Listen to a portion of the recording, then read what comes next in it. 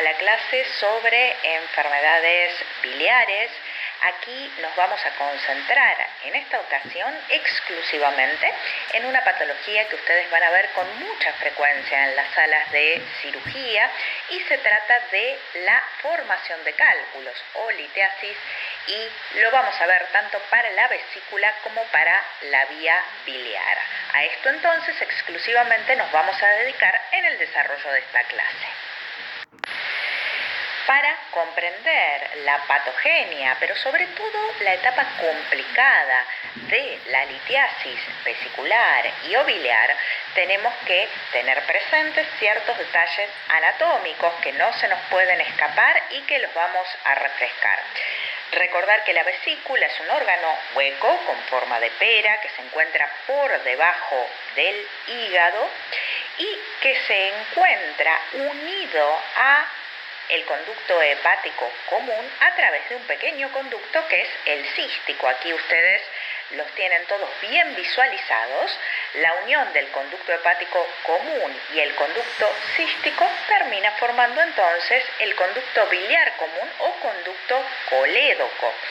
Recordar que es este colédoco el que va a terminar desembocando en la segunda porción del duodeno, conjuntamente con el conducto principal pancreático o conducto de Wirsung a través de un esfínter que es justamente el esfínter de Oddi, donde y a partir de la apertura del mismo, tanto la secreción biliar como la pancreática va a ser volcada entonces en la luz de la segunda porción del duodeno para comenzar el proceso digestivo en intestino.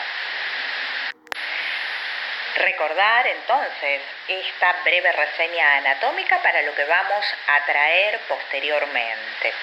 Es importante aclarar que para la generación de cálculos, si bien hay ciertas características de la vesícula biliar que contribuyen, lo cierto es que el principal problema está dado por la composición de la bilis del paciente. El paciente tiene una bilis que tiende a ser litogénica, generadora de cálculos. Tengan en cuenta que para que un cálculo se genere se tiene que romper el equilibrio entre los distintos componentes de esta solución que es la bilis. Inicialmente esta bilis debería sobresaturarse de alguno de estos componentes. En estos casos para los cálculos vamos a tener una sobresaturación ya sea del colesterol contenido en esa bilis o del calcio. Estos son los dos ingredientes principales de los cálculos que más frecuentemente encontramos. Por lejos, el 80% de los cálculos corresponde a cálculos de colesterol y el otro 20% restante contiene calcio en su composición.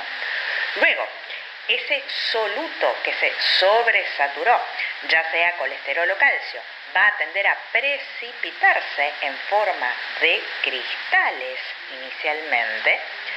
Esos cristales de a poco se van a ir nucleando y fusionando para terminar formando un lito o un cálculo. Tener en cuenta que esos cristales se van fusionando en un gel mucoso que se encuentra a lo largo de la pared vesicular y antes de que formen el cálculo podemos identificar una etapa intermedia y esto es particularmente aplicable a los cálculos de colesterol que denominamos barro biliar. Es justamente los cristales de colesterol precipitados pegoteados en ese gel mucoso, pero que aún no se han nucleado para formar un cálculo. Y como vamos a ver en las ecografías, lo vemos justamente así, como una especie de arcilla o de barro en el fondo de la vesícula. Por supuesto, y aquí está la colaboración de esta vesícula, todas las situaciones que hagan que esta vesícula se mueva menos eficientemente y se vacíe menos eficientemente, es decir, las situaciones de estasis vesicular, van a favorecer la formación de barro, la nucleación de los cristales y posteriormente la conformación de un cálculo. Para continuar graficando este concepto, me gustaría referirme sobre todo a la situación de formación de cálculos de colesterol. Ahora vamos a dedicar algunas líneas a los cálculos de calcio, pero lo cierto es que la mayor parte de la clase vamos a estar hablando de los cálculos de monohidrato cristalino de colesterol. Y justamente estos cálculos se dan porque se rompe el equilibrio biliar. ¿Y cómo está graficado el equilibrio biliar? En forma de triángulo. Probablemente ustedes hayan escuchado hablar del triángulo de Small, que sintetiza un poco qué componentes de la bilis deben estar en equilibrio justo para evitar la formación de cálculos, para evitar la precipitación de colesterol y que este equilibrio biliar se rompa. Entonces, tenemos tres componentes importantes que determinan en su justa proporción que no se formen cálculos. Por un lado, el colesterol. Por el otro, una adecuada concentración de ácidos biliares que mantienen al colesterol en solución estable. Y por el otro lado también la lecitina, que justamente tiene la función de inhibir la nucleación de ese colesterol para formar cálculos. Entonces, cuando más tarde abordemos grupos de riesgo para la litiasis, particularmente de colesterol, nos vamos a dar cuenta que en estos grupos de riesgo ocurre alguna de estas situaciones. O el paciente por determinada condición aumenta la concentración de colesterol en la bilis, o cae por determinado motivo la concentración de ácidos biliares o la de lecitina. Cualquiera de estas situaciones nos lleva a la ruptura de este equilibrio biliar y, como vemos en la ilustración de la derecha, a la formación de cálculos. Y aquí, para continuar aclarando el concepto, tienen justamente en una ecografía, que es el método de diagnóstico por excelencia de la litiasis vesicular y biliar, cómo se ve la diferencia entre un cálculo en la ecografía que ustedes tienen a su izquierda y el barro en la vesícula biliar. Fíjense que el cálculo tiene una forma neta, bien definida y proyecta incluso una especie de sombra en esa ecografía, y el barro se encuentra distribuido un poco, digamos, sobre el fondo de esa vesícula y no arroja ningún tipo de sombra en particular. Por supuesto, si dejamos que ese barro se vaya estabilizando, seguramente va a ser generador a posteriori de uno o de varios cálculos. Entonces, clasificamos a los cálculos biliares en cálculos de colesterol o en cálculos pigmentarios o de pigmento, que a su vez vamos a ver que se subclasifican en cálculos negros y marrones. Pero vamos a empezar con los cálculos de colesterol, que como dijimos son la inmensa mayoría de los casos, y recordar que a su vez la litiasis por colesterol es en sí muy prevalente en nuestra población, en Argentina y en Latinoamérica en general. Y lo vamos a explicar esto de la mano de cuáles son sus factores predisponentes dentro de algunas diapositivas. ¿Qué características tienen estos cálculos? Esto es importante. Cuando el paciente es sometido a una intervención quirúrgica para solucionar su litiasis vesicular y o biliar, no solamente, por supuesto, se extirpa la vesícula, sino también, obviamente, los cálculos, incluso algunos que puedan haber quedado retenidos en la vía biliar, y muchas veces es práctica en los centros hospitalarios dejar esos cálculos en una pequeña bolsa tipo Ziploc pegados de recuerdo en la cabecera de la cama del paciente, para que cuando el paciente se despierta de la anestesia, si quiere, se los pueda llevar de recuerdo. Entonces, observando las características del cálculo que el paciente tiene pegado en la cabecera de la cama, nos podemos dar una idea del tipo de cálculo que este paciente padece. En el caso de los cálculos de colesterol, por supuesto, van a ser cálculos de color amarillo medio pardo, con tamaños variables, pero que pueden ser de hasta 3 centímetros o incluso más, Yo la foto que les pegué acá es realmente atípica porque es una vesícula que en sí misma es un cálculo, su interior está absolutamente colmado de cálculos, como ustedes ven, son bien de colesterol, bien con estas características amarillentas, pero fíjense que además de 2 o 3 cálculos muy grandes, tiene además en su interior cálculos más pequeños. Entonces decimos que el tamaño es muy variable, que el componente principal entonces es el monohidrato cristalino de colesterol y, como adelantamos anteriormente, van a formarse cuando la bilis, en términos de solución, se desestabiliza, cuando la cantidad del soluto colesterol es mayor que la que puede mantenerse estable gracias a la concentración de sales biliares y de lecitina.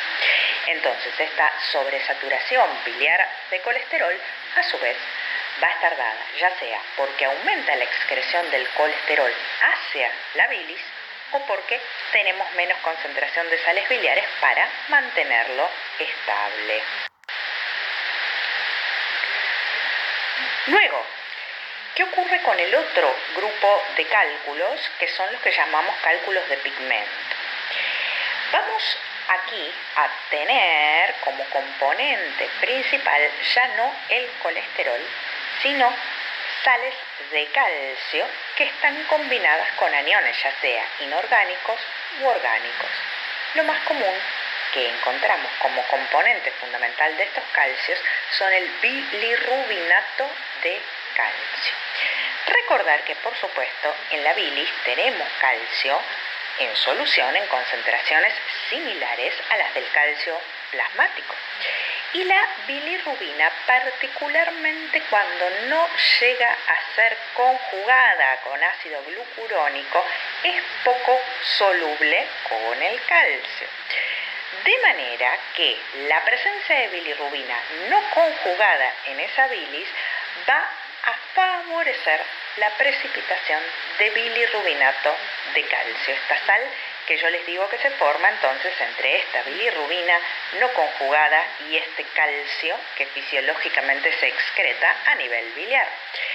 Y a su vez, como dijimos también, según los fenómenos a los que se vean sometidos estos cálculos, vamos a tener 2 subtipos. El primer subtipo de cálculos pigmentarios que les quería mostrar son los cálculos de pigmento negro. Aquí los tienen muy distintos a los de colesterol. Van a ser más duros, más densos, pero siempre también más pequeños en general que los cálculos de colesterol.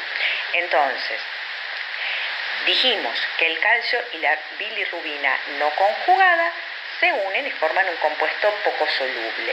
En estos casos, y por eso el color negro, la bilirrubina en estos cálculos se va a ir oxidando y polimerizando, y esto va a ser lo que determine el cambio de color. Ahora, ¿cuál es el mayor predisponente para este tipo de cálculos? Las situaciones donde tenemos mayor recambio de grupo hemo y mayor destrucción de glóbulos rojos. Recordad de la clase anterior que estas situaciones me van a aumentar el aporte de bilirrubina no conjugada, que no llega a ser justamente conjugada en el parénquima hepático. Y una de las principales situaciones predisponentes entonces van a ser distintas enfermedades hematológicas que se acompañen con deficiente eritropoyesis o las enfermedades, fundamentalmente las enfermedades hemolíticas, las anemias hemolíticas, aunque también situaciones que cursen con hiperesplenismo, con aumento del tamaño del vaso y aumento de la captación de glóbulos rojos para su lisis, que también es un fenómeno que observamos en la cirrosis, patología que recientemente estudiamos. Entonces, todas estas situaciones, particularmente las anemias hemolíticas y el hiperesplenismo, van a favorecer la formación de este tipo de cálculos. Y por último, dentro de los cálculos pigmentarios, vamos a tener los cálculos de pigmento marrón o arcillosos. Fíjense que son un poquito menos amarillos, más amarronados que los de colesterol, tienen una consistencia muy distinta, mucho más blanda, y si uno los toca se desarman como si fuera arcilla. ¿Por qué? Porque estos cálculos, además del bilirrubinato de calcio, van a contener jabones que se forman, recordar, por la unión del calcio con ácidos grasos. Y en general, este tipo de cálculos se van a generar en situaciones de estancamiento, de estasis de la bilis. Al tener una situación de estasis, esta bilis se infecta y puede generar este tipo de cálculos. Atención, porque la mayor parte de los cálculos que se generan de cero en los conductos biliares son de este tipo. ¿Por qué decimos esto? Porque para los cálculos de colesterol, y también se puede utilizar, digamos, la misma salvedad para los de pigmento negro, lo que sucede es que se generan en vesícula y pueden migrar hacia la vía biliar, trayendo, por supuesto, una serie de complicaciones. Pero en este caso, los cálculos de pigmento marrón o arcillosos justamente pueden generarse de cero en la vía biliar y no necesariamente en la vesícula. ¿Cuáles van a ser los factores que me predisponen a la generación de estos cálculos? Distintas situaciones de estenosis biliar, infecciones de la vía biliar por parásitos que generan un efecto de bloqueo sobre la normal circulación de la bilis, y quistes en el colédoco.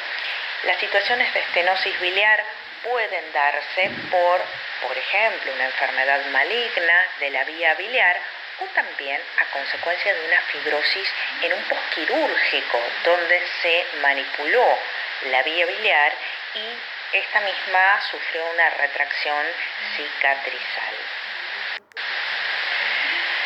Y aquí tienen, dentro de las infecciones biliares por parásitos, si bien no son comunes, las más frecuentemente reportadas es la infección de la vía biliar por Ascaris lumbricoides. Fíjense que aquí tenemos una foto, por supuesto, y también tenemos los testimonios ecográficos donde las flechas señalan a los gusanitos adentro de la vesícula biliar. Lo tienen también. Imagínense que toda una vía biliar infestada de este tipo de parásitos, lo dificultosa que es la normal circulación de la bilis en un contexto así. Vamos ahora a enfocarnos entonces en la litiasis por cálculos de colesterol y vamos a hablar de qué situaciones del paciente lo predisponen a más riesgo de padecer este tipo de litiasis. Muchas de ellas son bastante frecuentes de ver en la práctica clínica y seguramente ya nos adelantamos. Sabemos que la obesidad es una de las principales situaciones de riesgo para este tipo de cálculos. Pero vamos a empezar primero con cómo influyen la edad y el sexo en esta patología. Importante tener en cuenta que, primeramente, los cálculos es muy extraño que se disuelvan de manera espontánea. Todo lo contrario, lo que necesitan es tiempo para irse enucleando y definiéndose como tales. Por lo tanto, tenemos que presuponer que la prevalencia de litiasis biliar va a ir tendiendo a aumentar con la edad. De todas maneras, también tener en cuenta que la síntesis endógena de colesterol y por lo tanto también parte de su depósito en la secreción biliar también tiende a ir aumentando con la edad. Entonces tenemos esta ruptura del equilibrio en el triángulo de Small que hace un rato les mencionaba en favor de una mayor concentración de colesterol en esa bilis conforme va pasando el tiempo. Aquí tenemos que hacer una salvedad importante que tiene que ver justamente con el sexo. El sexo es probablemente el factor de riesgo más preponderante. Si ustedes van a una sala de cirugía general de mujeres, van a ver que hay una enormísima proporción, incluso mayor en relación a la sala de hombres, de mujeres que están internadas esperando la resolución quirúrgica de esta litiasis vesicular o biliar, y justamente porque es muchísimo más frecuente en la mujer. La relación mujer-hombre es 3 mujeres por cada varón con litiasis vesicular o biliar. Y también hay una cuestión que está relacionada con la edad. La prevalencia de litiasis biliar en las mujeres es muy alta hacia o hasta los 50 años, y a partir de ahí tiende a equipararse con la de los varones y va subiendo también lentamente, pero ya en forma conjunta en ambos sexos. Entonces, ¿qué es lo que nos sugiere esto? Que por supuesto, mientras la mujer se encuentra en su edad fértil, con circulación estrogénica activa, vamos a tener entonces una mayor probabilidad de tener litiasis por colesterol. ¿Y esto por qué?